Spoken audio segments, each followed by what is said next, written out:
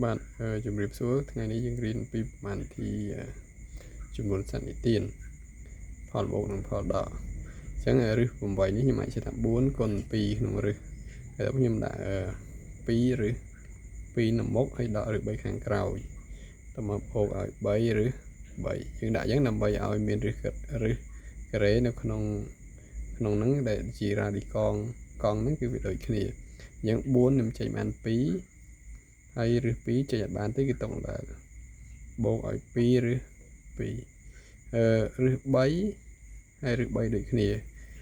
នេះ3រឹស3ហើយមុខរឹស3នេះមានលេខ1អញ្ចឹងស៊ីសងហើយបូក3ដក1មានន័យថា3ដក1សល់បូក2តែ2នឹង2រឹស